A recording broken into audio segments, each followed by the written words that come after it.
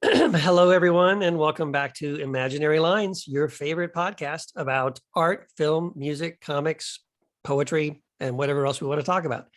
I'm one of your hosts, Keith Giles, the author of the Jesus Un series of books and host of two mini podcasts, including one that just came out, Second Cup with Keith, just came out. Check that out. It's on Spotify. And if you download the Ethos Radio app, on either Android or Apple from the App Store. It's on there. So check it out. It's really cool. And I'm joined by my dear friend and poet, Darrell Epp. Say hi and tell us about yourself. Hello. This is Darrell Epp in Canada, the frozen wasteland to your north. Yeah. Oh, yeah. Hey, I saw something on the news about how Vancouver is cut off from the rest of Canada now. Yeah, it is. It's kind of a crazy story. I haven't been following it too much, but Vancouver is really beautiful, and it's going through a really tough time. Yeah, kind of weird. But you're still accessible, at least through the internet, so that's good. Yeah. So what are we doing today? What's this episode all about, Darrell? Tell us. Actually, I'm interested in your microphone. Oh, yes. Yeah. It's actually pretty interesting in the sense that we talked about science fiction in the past on this show, and we'll do it again. And again, one thing the science fiction of the past got wrong is that things could still suck and break down in the future. Right. And here we are in the future, and it's like, why aren't things a bit better? Yeah. You know? Yeah, that's right. This never happened on the Enterprise, but right. Yeah.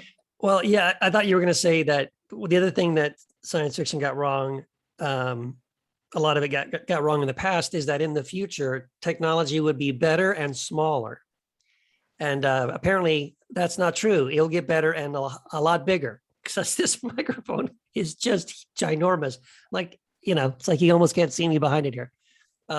It is a great microphone. I will say it's probably one of the best microphones I've ever owned. And it was a gift. So I really appreciate it. But it's great for podcasting, put it that way. It may not be great for videos because it's like right in my face here, but. Mm-hmm. Yeah, actually, one thing I forgot to mention before we get started, I would like to read a new poem that's hot off the press. By Darrell Epp? Yeah. Let's do that. Okay. Oh geez, I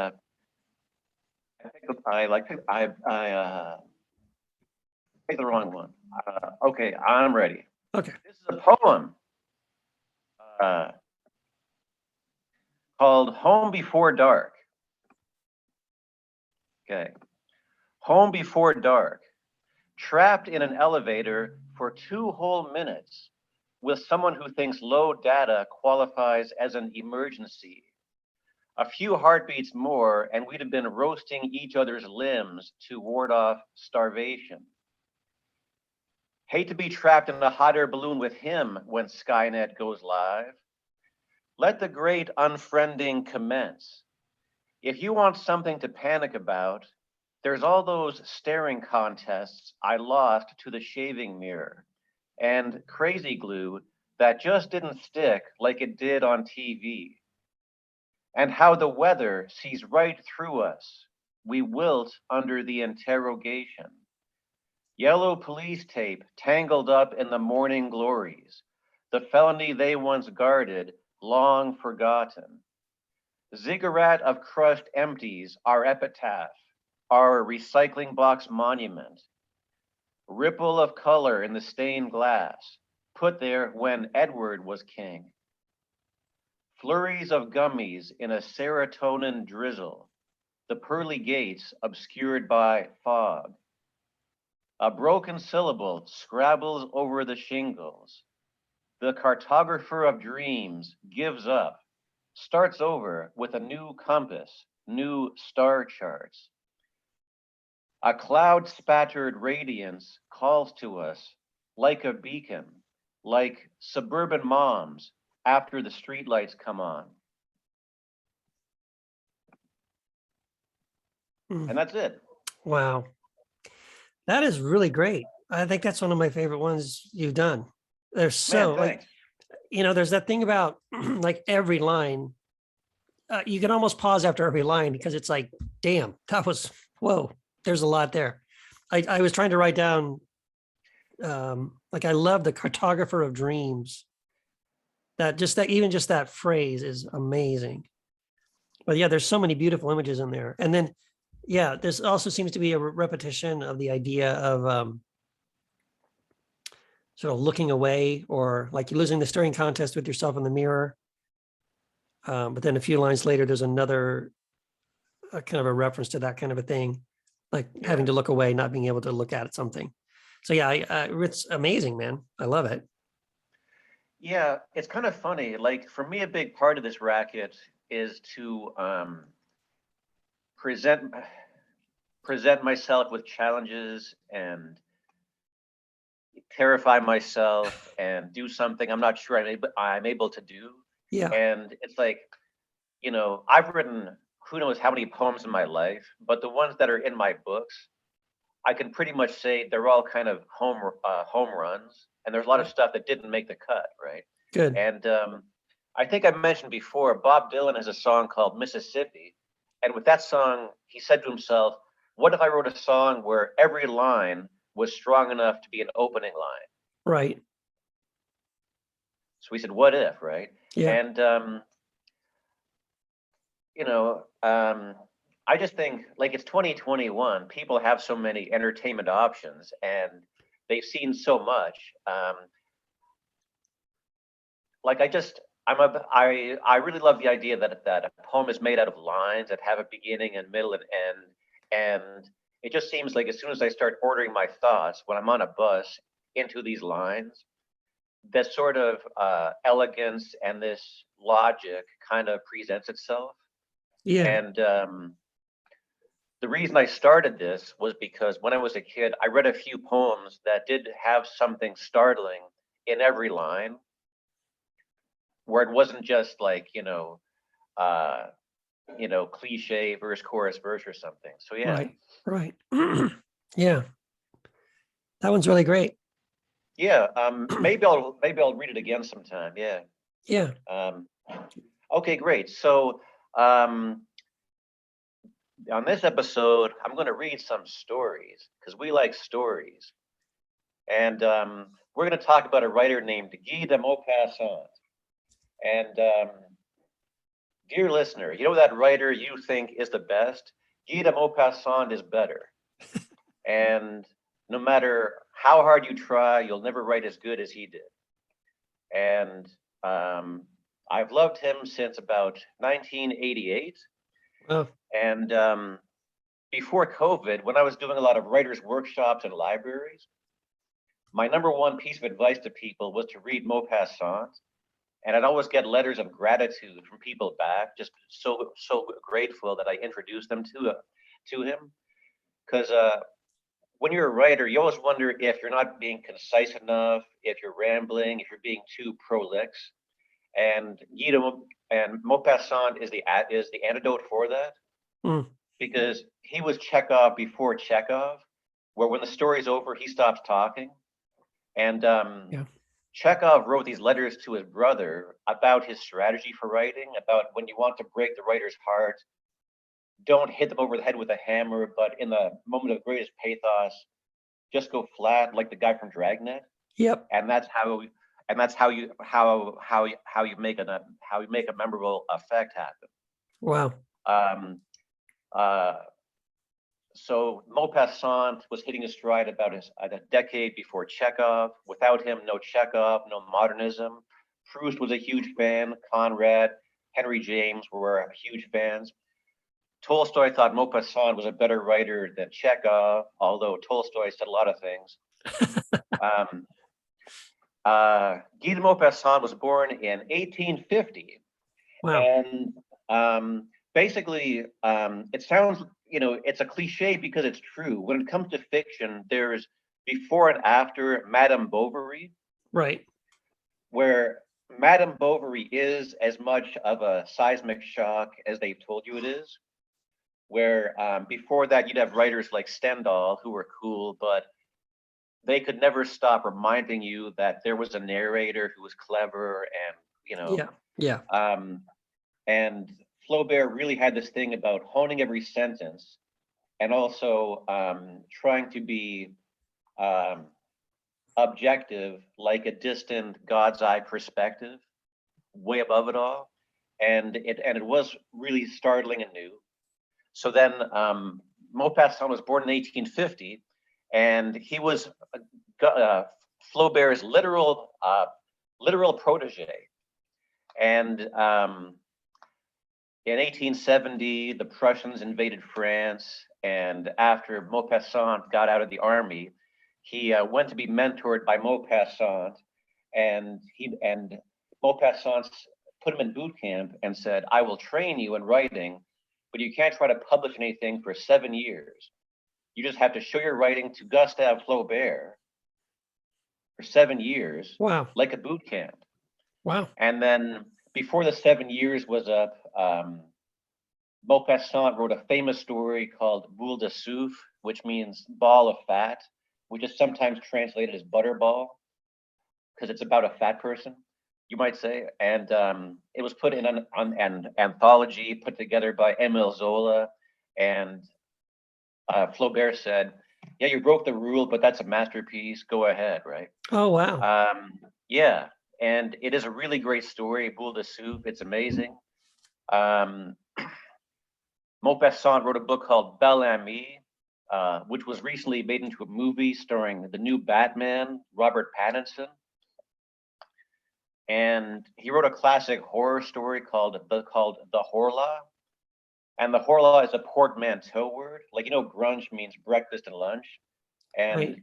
horror means outside, and la means there. So saying La Horla kind of means like the outsider. And that story was made into a movie with Vincent Price. Wow. Yeah. So Maupassant wrote a dozen novels, several hundred short stories, and made enough money from writing to buy himself a big boat, and was a real big shot. And then pretty early on, he got syphilis. And it's funny, if you actually read Dracula, it's like, bro, this book is about syphilis. Like, Bram Stoker was worried about syphilis because everybody was. It was a horrible disease that caused crazy physical disfigurements and drove you insane. Right. So basically, in short fashion, Maupassant wound up in an insane asylum and died of syphilis when he was 43. Oh, wow. Yeah. And so it's a real sort of, Chekhov made it to almost 44. Mm-hmm. Yeah. So it's kind of a meteoric story of a guy just taking the world by storm for a decade and then dying in the worst possible way shortly thereafter. Wow. Yeah. And a decade after him, Chekhov takes the ball and runs with it, and you have modernism. And it is very much like how if you read Philip K. Dick or Alan Moore, there's all these fireworks to make you say wow right up front. And going to someone like Chekhov or Maupassant, at first glance you might say, "What's the big deal?" Because you sort of have to acclimatize yourself to it and Right. have different sort of antenna. Sure. It's like it's funny. It's like when Kurt Vonnegut wrote Cat's Cradle, all the science fiction nerds rejected it, right? And he said, and like he just thought, this is like, I'm a science fiction guy. But because his stuff actually had literary merit, Right. nerds like, hey man, what are you trying to pull here, right? And when Cat's Cradle came out, people said, oh, this writing is so simple, anyone can do it. But then if you go and try, Right. you're like, oh, this writing is so simple, nobody can do it. That's right. Yeah. The fact that Yeah. it looks to you effortless is a testament to his great skill, not to how actually easy it is. Yeah, and that's the thing. Like, you know, like this is my opinion, but Alan Moore, he can't stop reminding you that he's the smartest guy in the room on Right. every page, Right. to the point where it sabotages the narrative function. Yeah. Where I'm like, I get it, you're a smart guy. Shut up and tell a story, right? Yes, exactly. And he couldn't do this. So anyhow, I'm going to read a story, and then you can see what you think.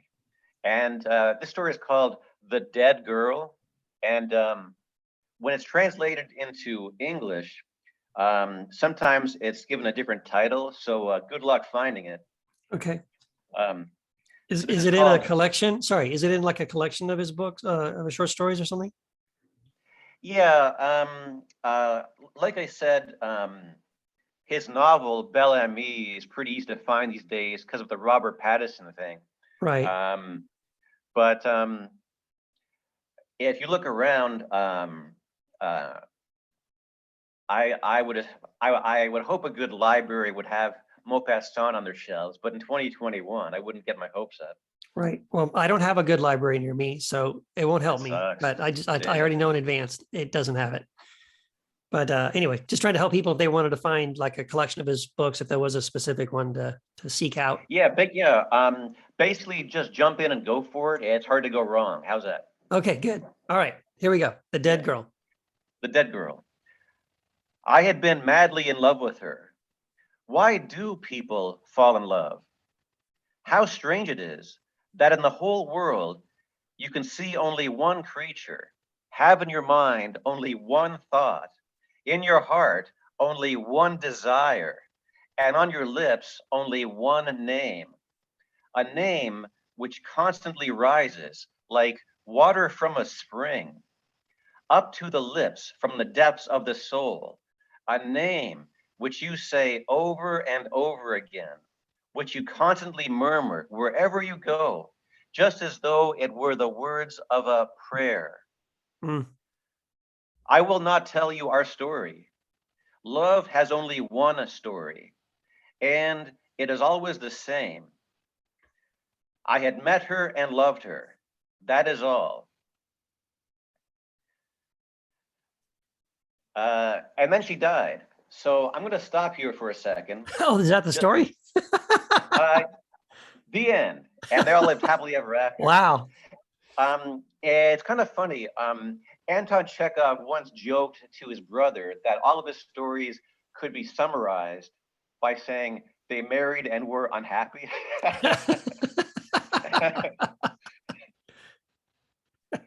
and Anton Chekhov is one of those guys where the more you get to know him, the more you like him. And just imagine being the best of the best that there ever was and still having a sense of humor about yourself. Right. That's great. Like he was an actual angel, right? Yeah. So basically, I'm just so excited about this opening. I'm going to get a few points of business out of the way. Okay. Okay. So we talked before about how Nick Cave said the hardest part of writing is getting effing started. Right. And it's true. Like the blank page never stops being terrifying, or at least it doesn't for me, right? Yeah. So here, stories: boy meets girl, boy loses girl, and it's about grief. Yeah. How do you talk about something that is true and is universal, and not being corny and cliched? Yep.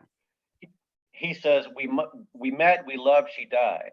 It's a cliche. It's also true. If you love someone, hate to bring you down, but she's going to die. Yeah. Right? Or else the good news is maybe you'll die first. Yeah. That's it. Yeah. But the fact that this is true in the universal doesn't help you in the particular. Yes. Like the knowledge that like you don't say like, oh well, everybody else in history has died, so it happens to my spouse, whatevs. No, it doesn't work that way. Like it sucks, right? Right. Exactly.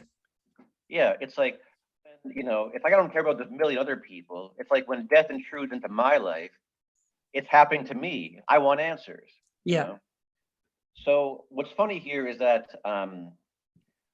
Maupassant dispenses with the cliche part as fast as he can, to get to the part that's not a cliche, which is his take on it. Right. Um, and it's so funny. Like if I said to you, boy meets girl, she dies of cancer, you might say, wow, that's like love story with Ryan O'Neal. That's a blockbuster. That's a great idea. But he takes that story and says, I'm not telling that story, Right. right? He starts the story by saying, I'm not giving you that. I've got bigger fish to fry. Yeah. And imagine a grief so profound, you can't imagine you'll survive it. And a grief so profound, you think you're losing your mind, where you feel totally unmoored from the ebb and flow of the mass of humanity.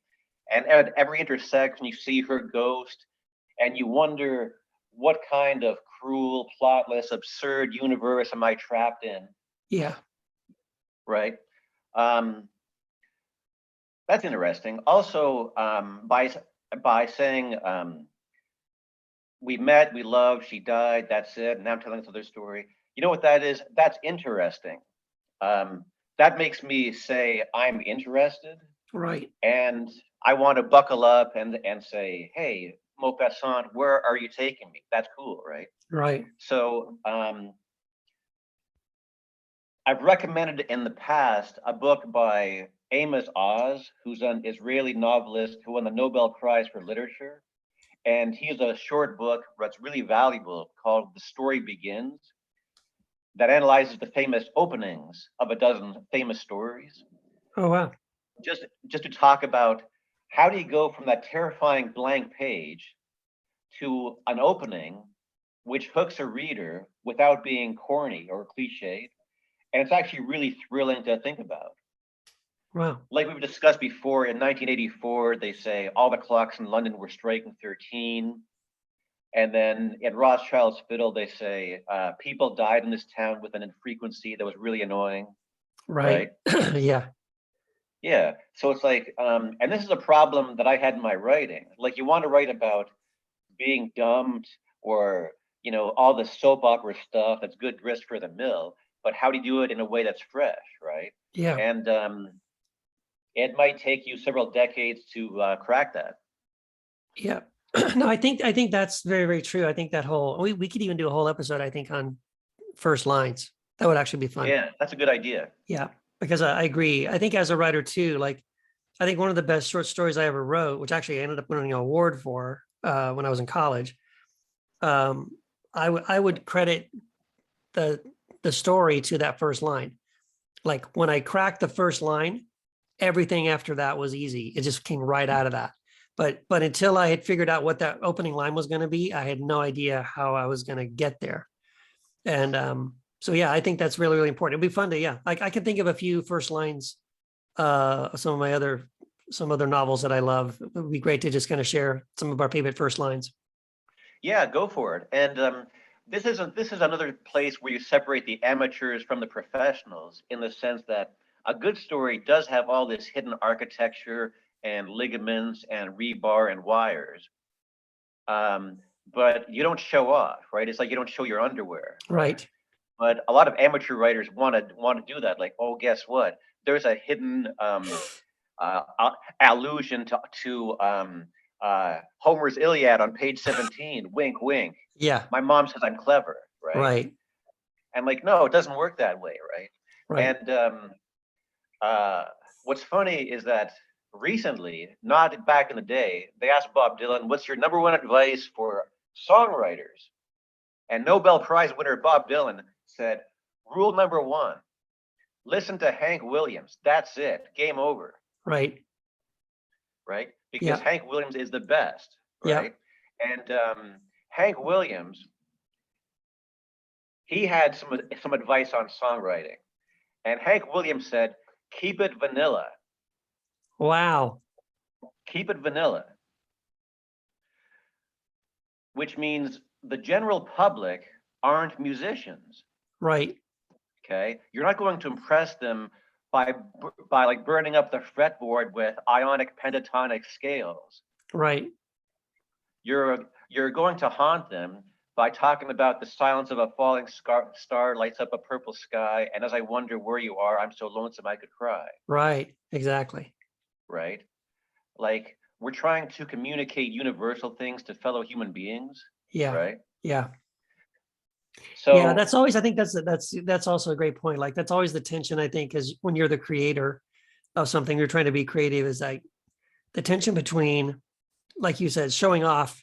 Look at me, I'm clever, I'm smart, I'm a good writer. Look at me, but you have to sort of perform tricks that are pretty obvious that you're trying to do that. Versus, like, no, if you really are a good writer, you don't need the tricks, but you can in a couple of lines, you can say something that just, pierces someone's heart or takes them exactly where you want to take them in their mind, or you communicate a feeling or a thought in such a profound way that, that people, that's the kind of thing that really impresses anybody. If anything impresses anybody, it's like, whoa, how did you just do that?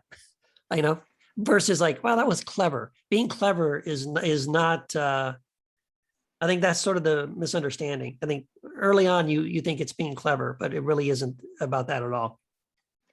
actually, when I was writing my book, Sinner's Dance, I was plugging away and I had a poem where I used a fancy word, and I think it might have been parallelogram or incrementally or something. Uh-huh. And I thought it was the right word, but I just looked at it and I said to myself, okay, you aren't allowed to use a fancy boy word for another 7 pages, Right. right? Right. You can show off every 7 pages. How's that? Right. And actually, Guy De Maupassant just helped me yesterday, where I was writing a new poem, and I had an image that I really liked, and I had arranged it so, like, here's the line, and then I had another line, which was sort of like an echo or a punchline or an amplification of that image. And then I looked at it and said, how much space do I have left? What I want to say?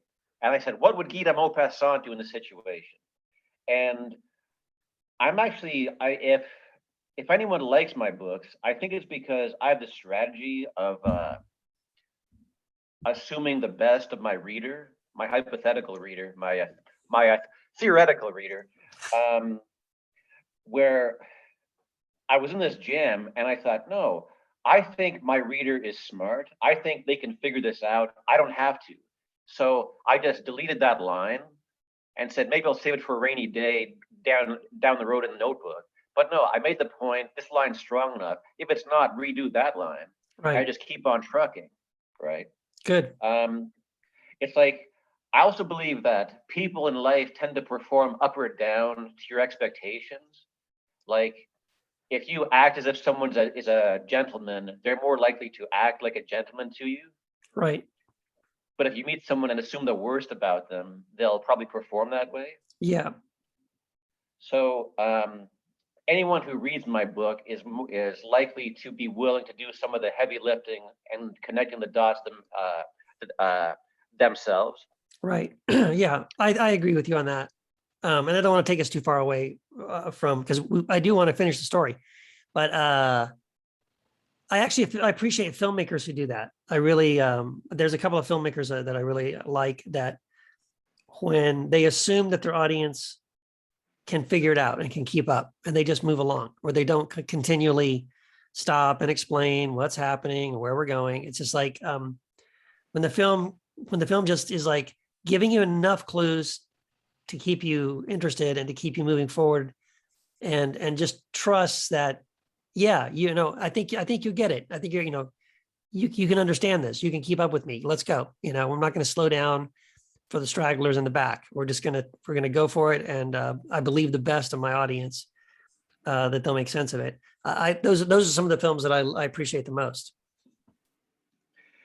Well, I think The Wild Bunch by Sam Peckinpah is a good example of that, where you always think You know, it's really spine tingling when you're watching a movie and they deliver a whole bunch of information without the exposition scene Yeah. about explaining how the pyramids got there, about how the dinosaur DNA or whatever, right? Yeah. And when you get this information dump without the speech, it's actually so spine tinglingly satisfying, right? Right. And there's a bit in the Wild Bunch when they go into this open air bazaar area where these Mexican revolutionaries are having a wild party, and they step into this big courtyard, and there's a scene where William Holden steps in, and he looks around, um, and it's a couple of seconds, and there's no dialogue, and he looks around as if he's looking for possible exits in case things get bad. Right. And just this little gesture about him thinking, is this a safe place to be? What's my fastest way out of here? What's my plan B? What's my plan C? It it just in that instant, it's actually spine tingling to think about. It makes you think, wow, this is a guy who's been on the run for a long time, who has lived this certain kind of life. I know what put those wrinkles on his face, and you start imagining the backstory for yourself Right. without the speech, and you really do picture like a life behind this, and not just like an actor, with a with lines he's memorized, Yeah. because of this sort of weary, wary gesture Yeah. Yeah. I that totally just seems agree. true. Yeah, I Yeah. totally agree. I was actually watching, someone had put together sort of like their own edit of David Lynch's version of Dune to kind of sort of improve it or something like that. And apparently I guess it does improve it, although I still think it's a crappy movie. But but I watched Yeah. about 20 minutes, 30 minutes of it. And what I kept noticing was how often David Lynch's Dune communicated important information about the characters and the world you were living in and the plot by just having a narrator on a voiceover flat out just freaking tell you, this is so and so, they do this, they're married to this person, they're like this, and they think what they want this to happen, and blah blah blah. And I'm like, I was just like, well, yeah, what's great about the new Dune movie is that I picked up all of that in like a really Yeah. brief scene where no one ever said any of those things, but you just picked it up from what you observed. You're like, oh, okay, I know who that person is. Oh, okay, I see why they're doing that. You just got it and you moved forward without anybody like going, hey, let's stop and let me tell you the story. So yeah, absolutely. I think that kind of thing, I see it a lot, which is really sad. I mean, I kind of feel like Yeah. we're talking at the beginning about, here we are living in the future.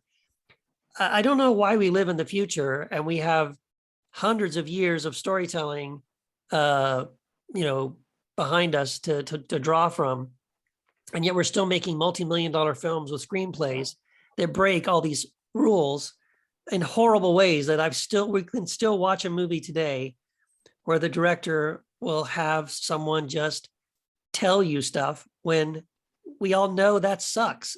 And there's a better way to communicate it. I mean, I get that it's probably harder to do it that way, but hey, we're paying you millions of dollars to make this movie. Go ahead and take some time, figure it out, do it in a way that, that's, again, it's not like this is some new thing we just discovered. We've known this for hundreds of years. These things work better. This is the right way to tell a story. But again, people fall back on what's easy. Well, it's funny. On the one hand, I think Hollywood is dying.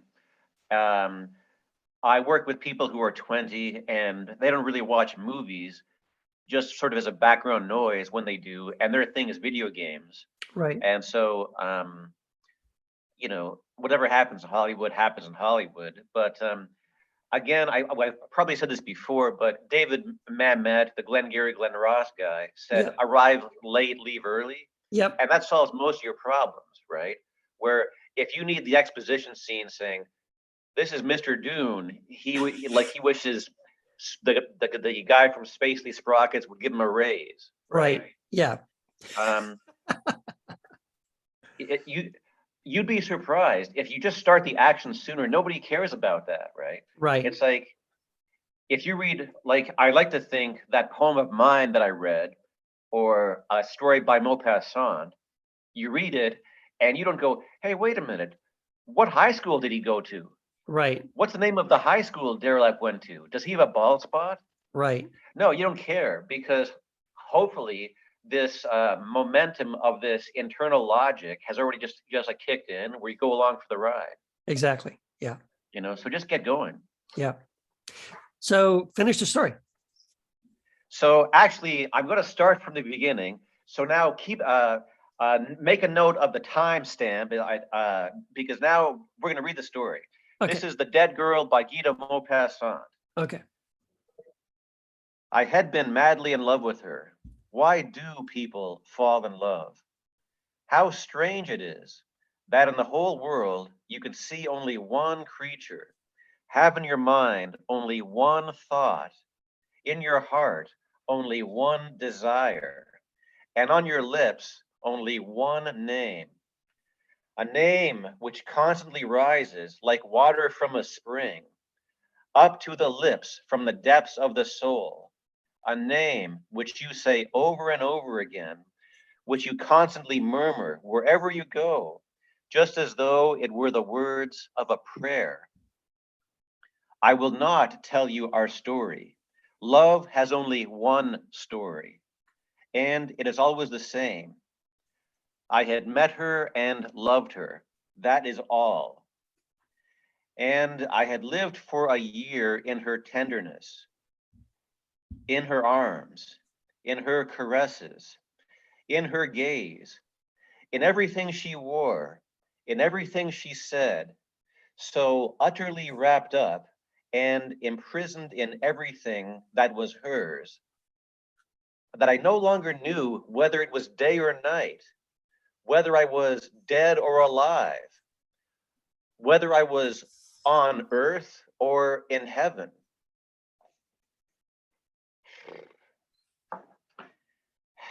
And then she died. How? I don't know. I can't remember anymore. Spoiler alert, that's called trauma. Right. She came home wet through she came home wet through one rainy evening, and the next day she started coughing. The cough continued for about a week, and then she took to her bed. What happened? I can't really remember. Doctors brought medicines. A woman gave them to her. Her hands were hot, her forehead burning and damp, her eyes gleaming and sad. I would speak to her and she would answer me. What did we say to each other? I can't remember. I've forgotten everything, everything. She died, and I remember very clearly her little sigh, such a weak little sigh, her very last. The nurse said, ah, and I understood. I understood. I knew practically nothing after that. Nothing. I saw a priest who referred to her as your mistress. It seemed to me that he was insulting her. Since she was dead, nobody had the right to know that. I sent this priest away. Another came, and he was very kind, very gentle. I cried when he talked to me about her. I had to attend to all kinds of things connected with the burial. I've forgotten it all now, but I still have a vivid memory of the coffin and the sound of the hammering as they nailed her in. Wow. Oh my God. She was buried. Buried. She in that hole. A few people had come to the funeral, girls who were friends of hers. I got away as quickly as I could. I walked the streets for a long time. Then I returned home. The next day, I went away. Yesterday, I arrived back in Paris. When I saw my room again, our room, our bed, our furniture, the whole of this house in which there remained something of her, the sorrow came back to me with such violence that I nearly opened the window and threw myself out into the street. I could stay no longer in these surroundings, between these walls which had enclosed her and sheltered her, and which surely retained in their tiniest cracks 1,000 microscopic particles of her flesh and breath. So I picked up my hat and went out.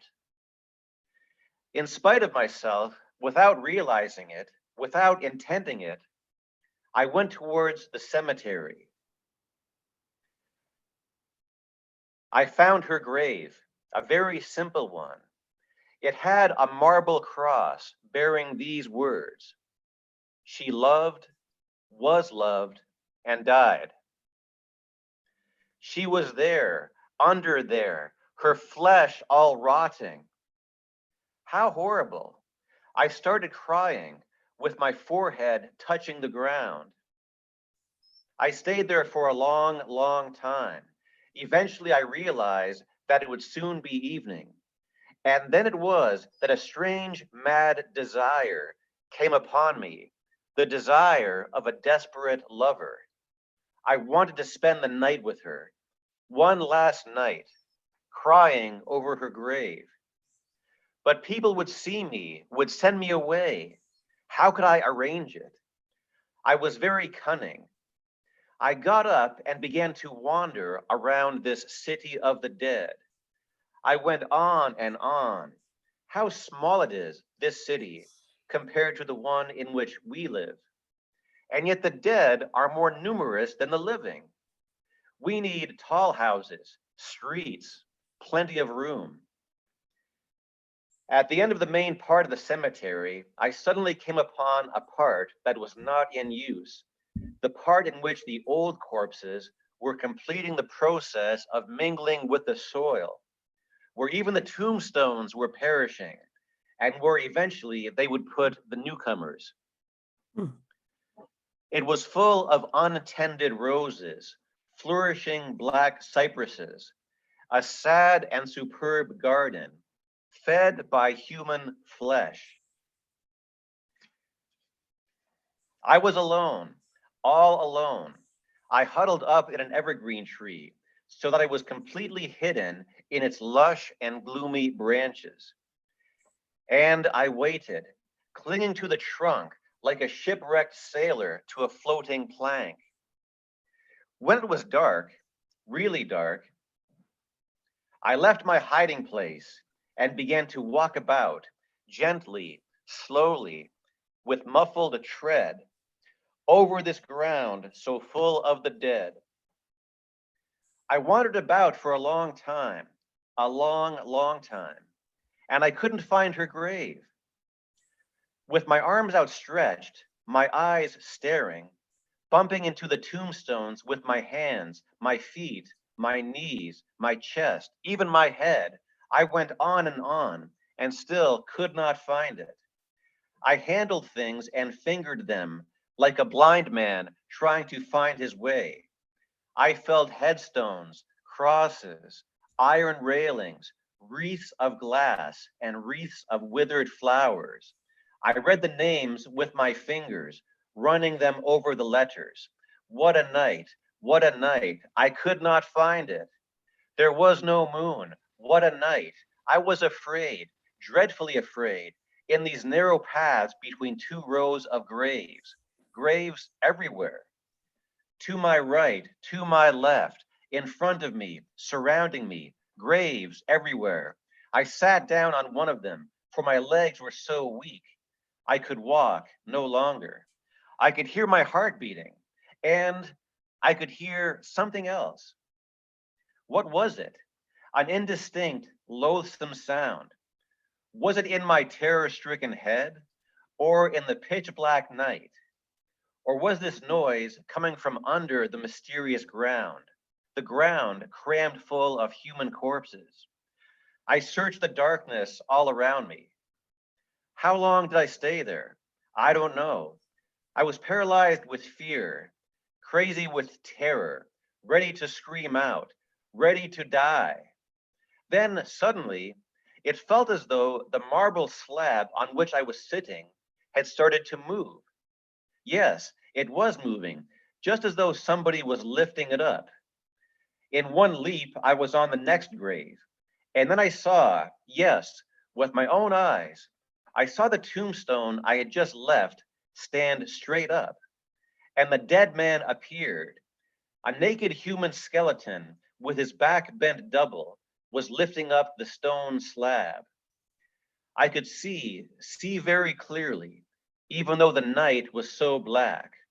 On the headstone, I could read, "Here lies Jacques Olivant, who departed this life at the age of 51. He loved his family, was honest and kind, and died in peace." Now the dead man himself was reading these things, which had been written over his grave. He picked up a stone from the path, a little sharp-edged stone, and began with great care to scratch away the inscription. Slowly and thoroughly he removed the words, gazing with his empty eye sockets at the place where they had been.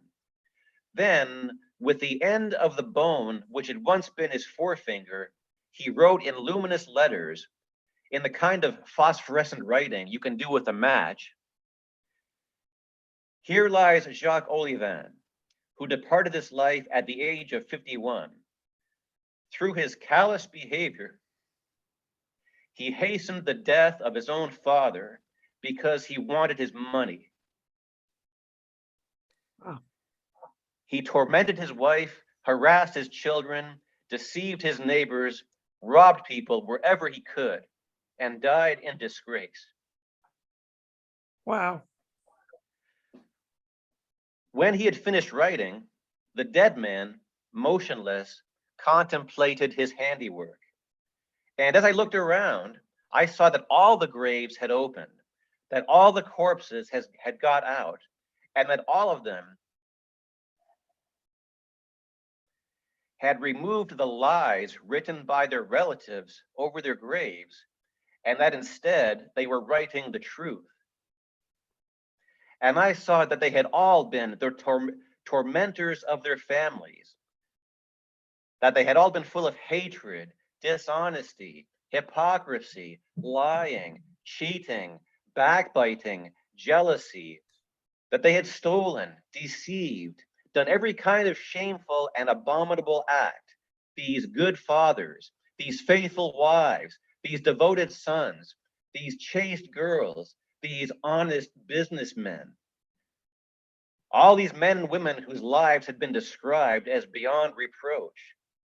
They were all writing, all at the same time, over the doorway of their eternal abode, the cruel, terrible, and holy truth, which everybody on earth either does not know or pretends not to know. The thought struck me that she too must be writing the truth over her grave, and free from fear now, running through the midst of these half-opened coffins, through the midst of these corpses and skeletons, I went towards her grave, certain this time that I would find it. I recognized it from a distance, without needing to see the face wrapped in the shroud. And on the marble cross, where only recently I had read, "She loved, was loved, and died," I saw written, "Having gone out one day in order to deceive her lover, she caught cold in the rain and died." At dawn the next day, somebody apparently found me unconscious, lying near one of the graves. Wow.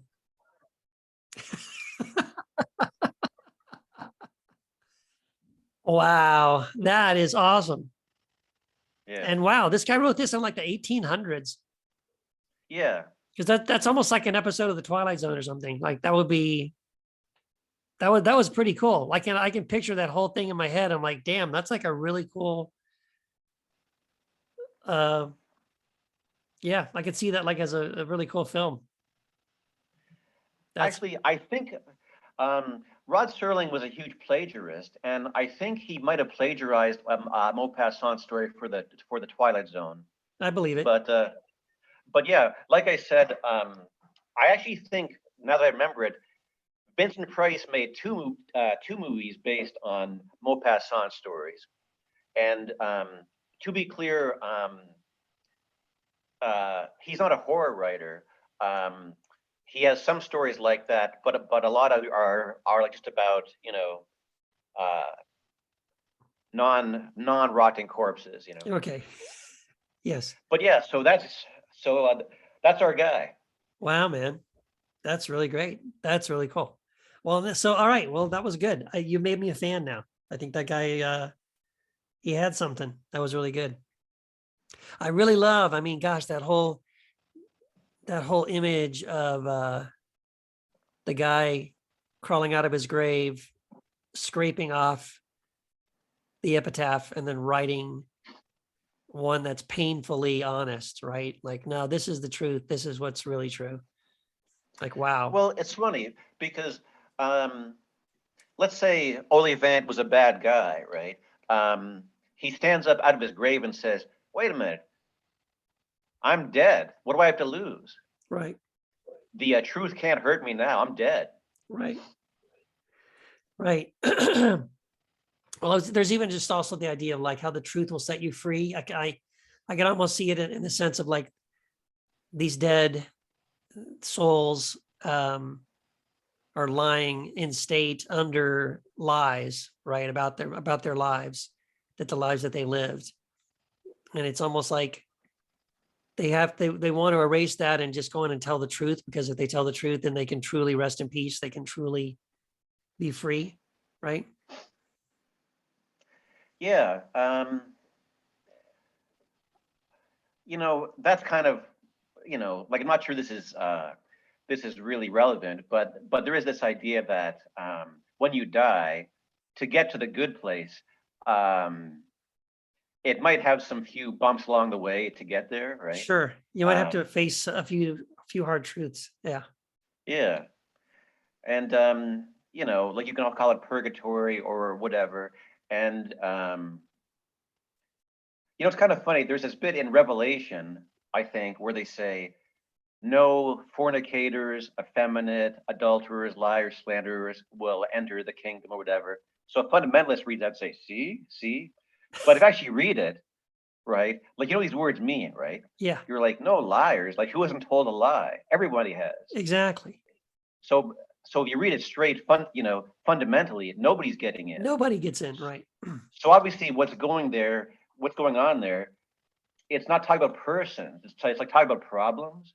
Right. Yeah. It's like if you have a tumor, like, you weren't the tumor. We have to talk about the tumor. Right. Yes, exactly. Yeah, no, exactly. I totally agree with you. That's exactly what it's saying. What it's saying is, in fact, there's a parallel to that.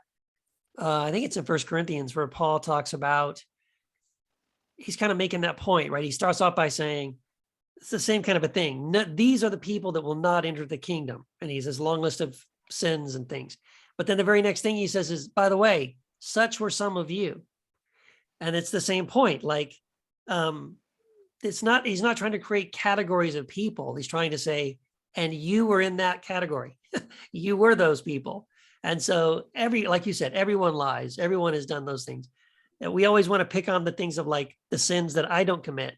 Well, I don't do that, so that means I'm a good guy. Well, Yeah. but keep reading the list, because you're going to find in the list some things you're going to go, okay, well, yeah, I have done that and I have done that. So yeah, it's what it's saying is those sins won't enter the kingdom. So those things will have to be taken out of you, purged out of you, burned out of you, whatever, however that metaphor works. But when you get to the kingdom, you won't be that, right? It's more about saying there's this process we're all going to go through where all of those other things won't be in us anymore. Well, it's funny, like, how you can't drive a car without a driver's license, right? Right. I think the same thing should apply to reading Revelation. I agree. Like, maybe you like just aren't tall enough for this ride. Yeah. Or maybe you should read Maupassant first, because like in Revelation, there's a city where all the good people are in it, Right. right? And you're like, great, I made it. And then uh, everyone else I knew was burning in hell, but whatever, right? But then they say there's a river going out of the city Yeah. that is for healing. And Yes. like, well, wait a minute, it's going healing who, Right. right? The people outside the Somebody, city, right? Who are those sinners? Yeah. yeah. And there's a great city full of all the good people, right, who made the grade, and her gates will never be shut. Yeah. You know, Yeah. That specific detail that the gates will never be shut is like this, yeah, this wide open invitation of like God's mercy will never run out. His invitation will never expire. He'll wait as long as it takes. So yeah, I totally agree. I think that's we missed the point, and I totally agree on Revelation. Like, I think Revelation should either not be in anyone's Bible, or like you said, no one should be allowed to read it or study it unless you've gone through a whole lot of other some basics first. in Ontario, we have a graduated license where like back in my day, when you turned 16, you could take your driver's test and just hope you passed and got lucky, and maybe you got it on the spot, right? Right. But now there's like G1, G2, G3, and then a G license, right? Where like for 18 months you can only drive if you have a licensed driver in the passenger seat and all this stuff, right? So it's like the average person I hear never reads a novel once they stop being forced to in school, right? And then that person turns around and think they're an expert on like apocalyptic literature from 19 centuries ago, Sure. Yeah, right? exactly. But it's just kind of funny about how I think Jacques Oliphant is kind of a likable guy, right? Because I mean, well, I shouldn't say that, but I mean, recognizably human. How do I say this? So he hastened the death of his own dad because he wanted the inheritance. Caused nothing but grief for everyone who knew him, right? Yeah. And like, that's not really, and again, this is the genius of Maupassant, right? That's not exactly news. Like, plenty of scumbags and jerks, Right. right? Like, they're out there, right? But here, this guy, he knows who he is, and now he's dead. He has nothing to lose. At least give me some truth. Right. Yeah. Yeah, absolutely. Yeah. Yeah, they're very good stuff, man. See, and again, this is Yeah. the how a little short story can spark all those kinds of thoughts and ideas and feelings. It's really good. Yeah, and again, that's why I say, like, obviously, I picked this story to like win the crowd over because it's kick ass, and we'll read more stories by him as the years go by, but uh, I'm a big fan of guys who can do worlds in miniature like that, like like world building stuff by Dune. That's just like I guess not my bag, you might say. Yeah, me either. Yeah, and it's like the old saying, I would have written you a short letter, but I didn't have time. Right. I was actually, yes, that's exactly, I was thinking of that exact quote earlier. Right. So it's like, I guess you have a better chance of getting rich if you have some epic saga where you save the princess so Hollywood can adapt it so you can get rich. But in terms of setting yourself a challenge that will make you happy to be alive, just imagine cramming a haunting tale that is just a Swiss watch Porsche of a short story that also has profound haunting truths in it, and packing it into 3 pages. Oh yeah. And when the story's over, you stop talking. Yep. Yeah. Yep. So yeah. So it's funny. I was going to read another one, but now I'm thinking since you're pressed for time, I'm thinking maybe that's a good way to go out on. Yeah, I think so too. This was really great. This was a nice little teaser of Guy De Maupassant so that they can Yeah. go check him out for Yeah. themselves. And again, long story short, Gustave Flaubert's literal protege. Without him, no Chekhov, no modernism. And it's kind of funny. In the early 20th century, he was a lot better known than he is now. Just like Ivan Turgenev was really highly regarded back in the day. And now it seems he's been eclipsed by the giants of Tolstoy and Dostoevsky. Although he's still very much revered in Russia.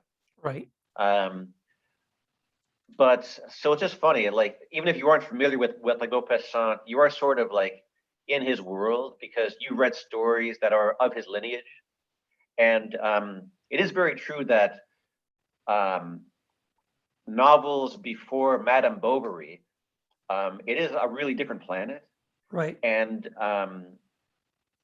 just being able to tell a story like that, where without having to have the hero find the treasure, have a big realization, save the princess, and just saying, no, this is what happened, this is what I saw, this is what I know, this concludes my report, Right. you know? Yeah. Yeah. It's the difference between, the person who really has skill in what they're doing, who can demonstrate it, and who knows, like you said, knows when to get out.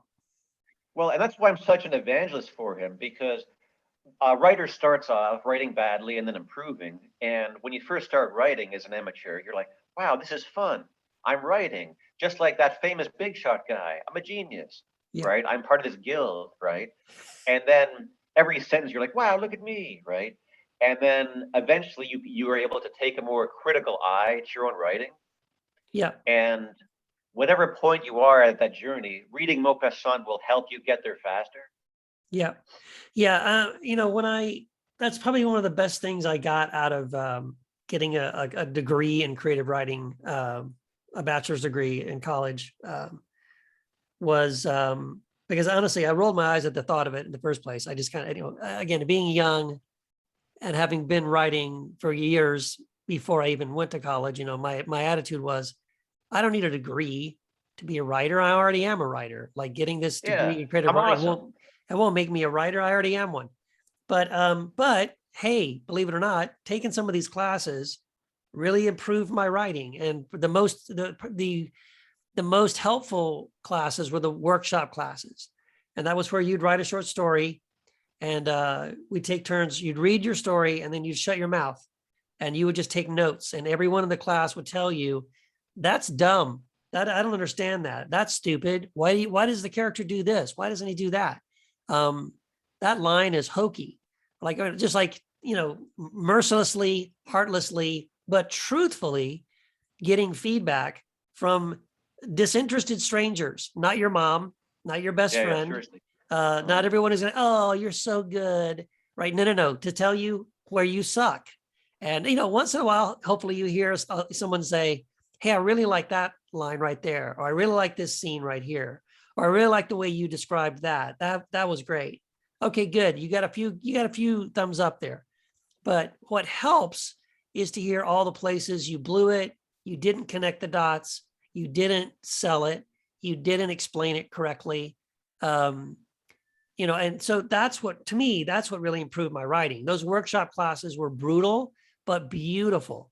And you can't buy that kind of feedback. It was just wonderful.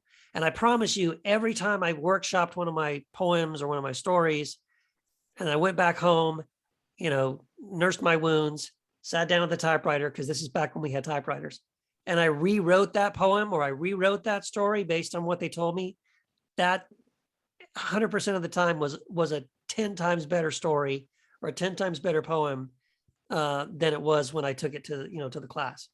So I think that's helpful too. It's really difficult to get really honest, brutally honest feedback from Mhm. people. And if you can find a group or there is a writer's workshop somewhere in your town or online or something, I'm sure there's options like that. If you want to improve in your writing, for me, I would say that's critical. Well, also in my opinion or experience, I always find that most aspiring writers I come across just haven't read enough. Yeah, And, there's no shortcuts in life. And I really can't imagine someone being a writer worth, caring about if they aren't a reader and if they don't right. love it and if they even spend decades loitering in the library and just, you know, seeing what's been done and reacting to it, trying to copy it and failing, moving on, Yeah, and that, just so you have more tools in your toolbox. right. So just if you're a writer and like, man, I know my book is genius. Why can't the world recognize it? It's like maybe it's not. Maybe you need to spend more time reading. You Right. know. Yeah. No, that's true too. And I think that's one thing that helped me a lot too was I read everything as a kid. I was constantly reading way above my um way above probably what I should have been reading. Like I remember reading in junior high, I was reading Ian Fleming and Alistair MacLean and um Ray Bradbury and Isaac Asimov and all kinds of stuff. I was anything I could see on the shelf. I'd go to the library and I would literally check out the maximum number of books you could check out, which Yep. was something Right like, on. 10 or 13 or something, right? And I would read every damn one of them before they were due. And I walked to the library. This sounds like I went back in my day. I had to walk to the library, but I would walk to the library with this big armful of books, turn them in, check out another 10 books and do the same thing. And from across a wide spectrum of stuff, right? And I think that's where I learned to love fiction. I learned to love writing, and you just like marvel at the way these great, some great, some dime store people, but like by reading just a wide variety of writers, yeah, you pick up on those little tricks. Like, wow, okay, that worked, or like, oh wow, why was that? Why was that so impactful? Like, how did the writer do that?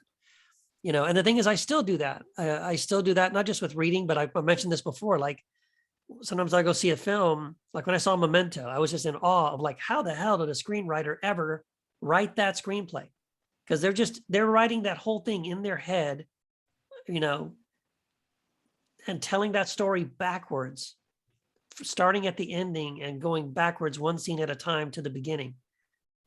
Oh my gosh, like what an astounding thing that is. What an amazing thing that is.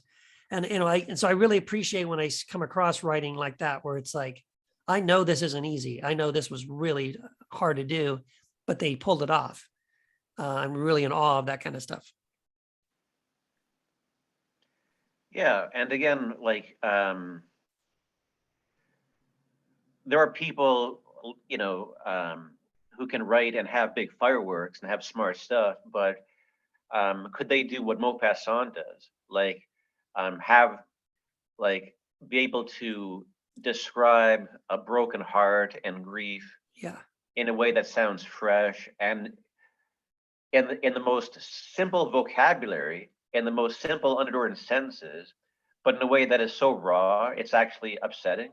yeah, And then just deal with the spooky, weird element in a really straight way, and just say and just like lay it out there.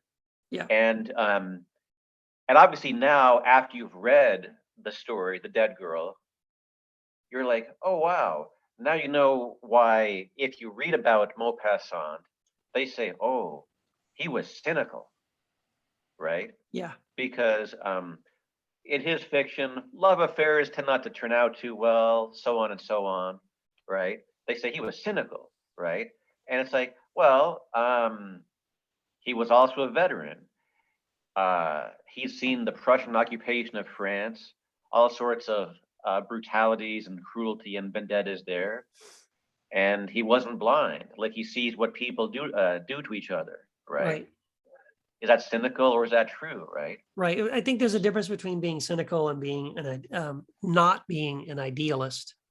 Like in other words, you're a realist in the sense of like, I'm going to tell true stories about how things really work out, because for most people, there is no happy ending. Mhm. Yeah, see, now that you've read the story, The Dead Girl by Guy De Maupassant, you can play it back in your head and say, oh, guess what? He sat down in his office with a feather and an ink pad, an inkwell, and said, I want to say something about uh, love, death, hypocrisy, real life, all these things. I want to say something. But when you read it, there's never a point when you get your back up and you go, ooh, this sounds like a sermon, Right. and you shut down, That's right? right. Yep. Because every sentence is so lapidary and so well done, and the pain is so raw, you're just like, buckle up and go along for the ride, Yeah, right? exactly. And, when it works, it's magic. And so that's why Guy De Maupassant is the champ, We declare victory. Yes. the champ. Crown him king. Awesome. Yeah. Well, Darrell, this is awesome. Thank you so much for the introduction to this really great writer. We will return and do an episode where we'll read another one. And yeah, this is good. And I do like the idea of doing an episode on our favorite first lines. I could have a stack of books and read some of my favorite first lines, and we could talk about them. That'd be really great. I'd like, maybe I've even, as we're talking about this, maybe we'll do an episode down the road too, which I think this might be interesting. Because I mentioned, I wrote this story. It's the only award I've ever won for any of my fiction way back in college. But I entered a short story I wrote for a class in a contest at UT El Paso, where I was going to college, and I won first place. I actually was very shocked that I made like $100. I was like, hey, this is awesome. But I kind of, after I did that, I kind of made myself a promise that I would never publish that story. And, but I think I'd like to read it one of these days, one episode. I'll read it to you guys, and then I'll explain to you why, even though I won an award for that story, why I decided I would never publish that story. But that's just a teaser coming up down the road. Okay. And also, speaking of teasers, and I think our next episode, I will read a story by Guy De Maupassant, which I think might help you write your next book. In fact, you may want to have a chapter in your book about this story. Okay. Because it's what your book is about. And so this is the one about embracing mystery? Yeah, yeah. Okay, good. No, thank you. I'm looking forward to that, because anyone who can help me write this book, I'm very, very open to that. Sounds great. So Darrell, are you there? I think you froze. Right here at the end. Boy, you made it right to the end. And then we lost you. Anyway, thank you all for listening. Thanks so much. We'll come back again with part 2 of the Imaginary Lines episode on Guy De Maupassant. And thank you guys so much for listening to the podcast and supporting it. If you like it, share it, let everyone know about it. And we'll see you next time. Take care.